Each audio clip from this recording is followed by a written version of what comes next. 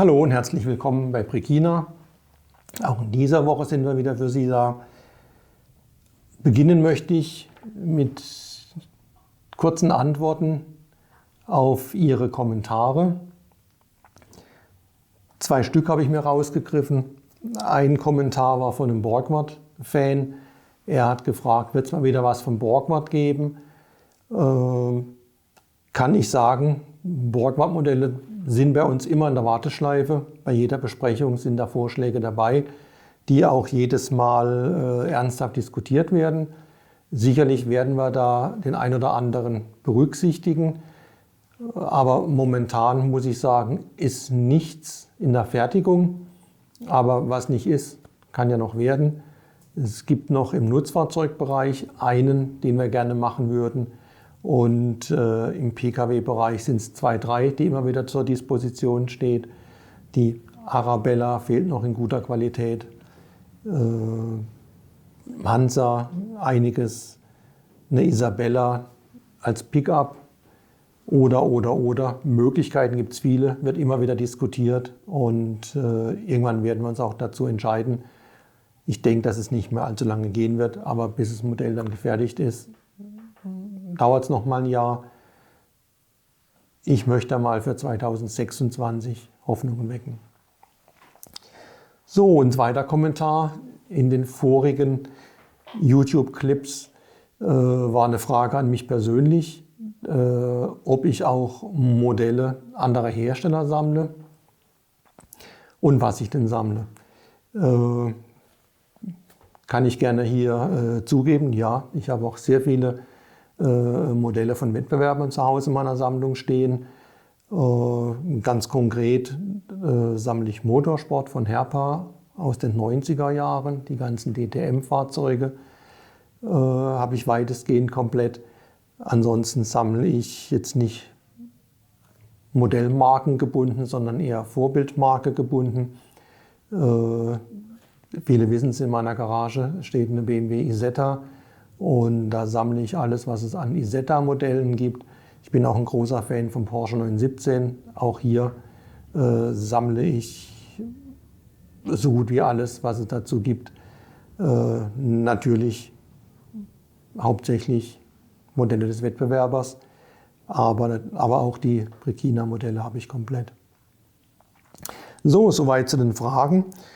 Heute lasse ich alle teilhaben an einer meiner Lieblingsbeschäftigungen in meinem Arbeitsumfeld, nämlich das Studieren und Anschauen von Prospekten. Zum Anlass genommen habe ich die Präsentation unserer neuen Henschel Zugmaschine. Die rollen jetzt alle ins Bild. Wir haben in den September-Neuheiten sind 5 neue Varianten unserer Schwerlast-Fernkabine von Henschel. 4 Stück dieser 5 habe ich dabei.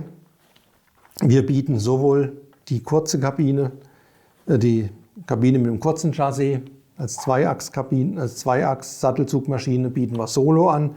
Und wir haben uns für 3 Sattelzüge entschieden. Der Union-Spedition. Die Union-Spedition ist ein ganz, ganz treuer Henschel-Kunde immer gewesen und liefert uns entsprechend viele Vorbilder, die wir umsetzen können. Alle 3 Modelle hier sind exakt vorbildgetreu nachgebildet worden und alle 3 werden in den September-Neuheiten vorgestellt. Alle 3 Fahrzeuge oder 4 hier sind direkt lieferbar. Ebenso noch ein Sattelzug mit Rungenauflieger und Ladegut einer holländischen Spedition. Auch der wird im September gezeigt und bereits ausgeliefert. Ein bisschen zur Vorbildgeschichte.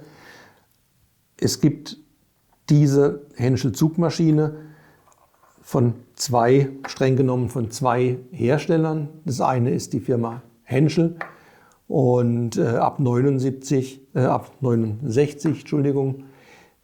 firmierte Henschel als Hanomag Henschel, da eben die Firma Hanomag übernommen wurde.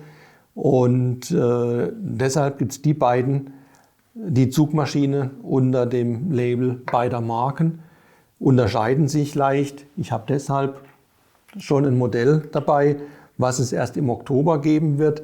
Aber um die Kabinen zu vergleichen, möchte ich sie Ihnen jetzt schon mal zeigen.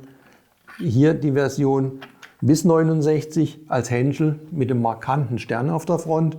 Ab 69 dann ab Hanomag Henschel und wie ich persönlich das rein subjektiv empfinde, leider ohne den Stern, der einfach typisch war. Und jetzt kommen wir wieder zum Prospekten. Ich habe hier ein Prospekt rausgesucht aus dem Jahr 69. Und wenn man mit der Lupe rangeht, sieht man, dieses Teil hier in der Mitte ist retuschiert. Da ist eben der Stern raus retuschiert worden und Hanomag Henschel ist rein retuschiert worden. Einen weiteren Prospekt möchte ich ein bisschen die Produktbezeichnung dieser Henschel-Kabine erklären. Das ist ein Gesamtprospekt, Schwerlastwagenprogramm.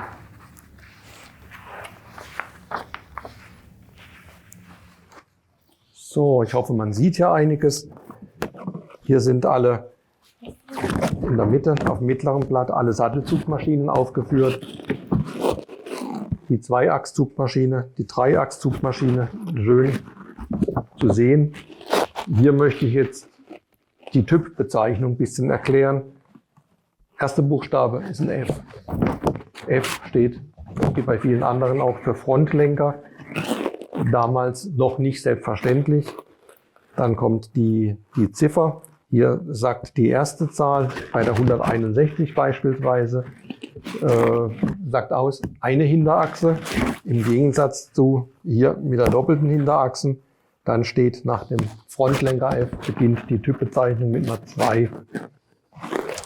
Sämtliche Kürzel dahinter sind alle hier im Prospekt erklärt.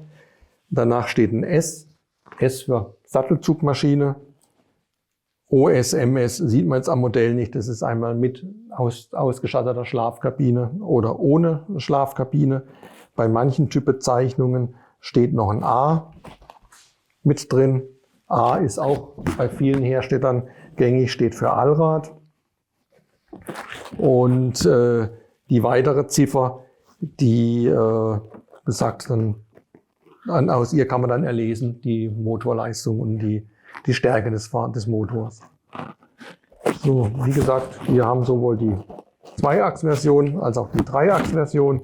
Bei uns heißt sie durchgängig F161S bezüglich F201S für die dreiachsige.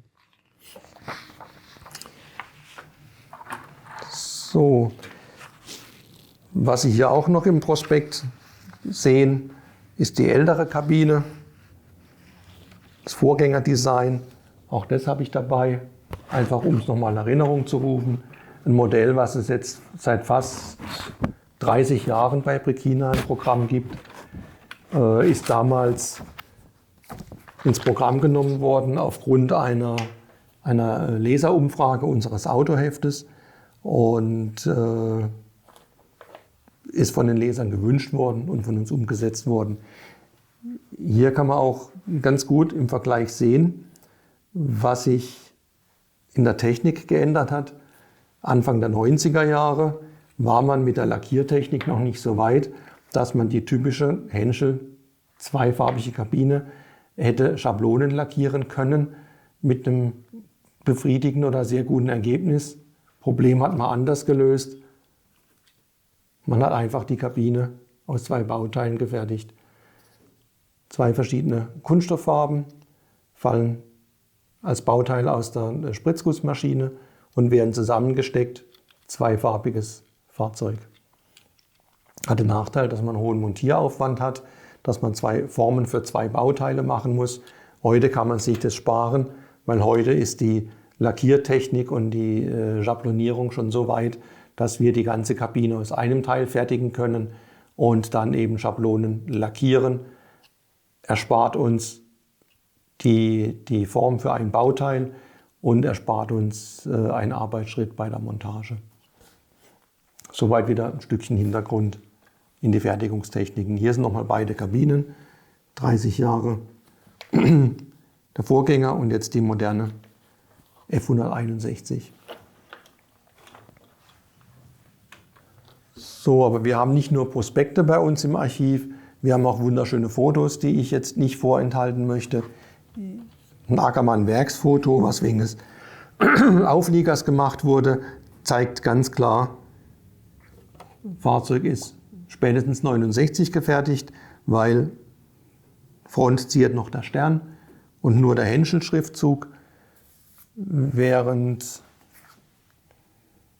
das ist auch eins hier, ein Werksfoto in der Dachser-Spedition zeigt die neue Front mit dem Hanomag-Henschel-Schriftzug und wie gesagt, leider ohne Stern.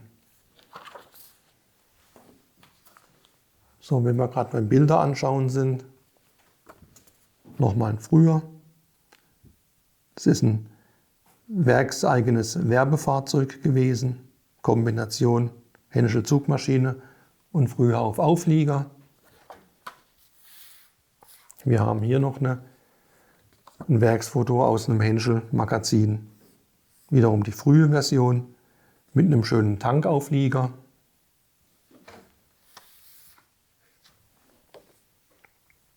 Wir haben hier wieder dreimal die späte Version. Sehr schön mit zu sehen. 2 verschiedene Auflieger und ein Motorwagen mit Pritsche Plane. Soweit die Fotos, die ich jetzt auf die Schnelle für Sie rausgesucht hatte. Prospekte haben wir schon kurz reingeguckt. Wer mit mir kurz noch durchblättern möchte. Ist ein faszinierendes Fahrzeug. Auch hier im Henschel-Prospekt sogar drin ein Fahrzeug der Union-Spedition. Unterteil schwarz, rot und das weiße Dach, so wie es sich für Union-Modelle gehört. So Sachen erfahren wir alle aus Prospekten oder aus Vorbildfotos.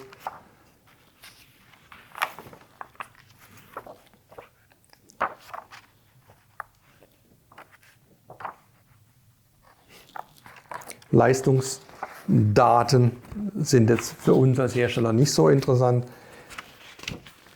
Motor kann man nicht ersehen, aber sehr viele Varianten, Bedruckungen, wer sagt, sind nochmal Union Transport, finden wir eben in diesen Prospekten und deswegen ist es schön, dass das Durchgucken der Prospekte, was mir so viel Spaß macht, auch einen Sinn hat und uns ein bisschen weiterbringt. Ich hoffe, Sie freuen sich über den neuen Henschel, genauso wie ich das tue. Sie werden die Fahrzeuge ab Anfang September beim Fachhändler sehen und ich bin gespannt auf Ihre Resonanz. Lassen Sie es uns wissen, was Sie schön finden dabei, was Sie nicht so gut finden. Wir sind für Kritik und für Lob immer offen. Damit möchte ich für heute schließen. Vielen Dank und bis zur nächsten Woche.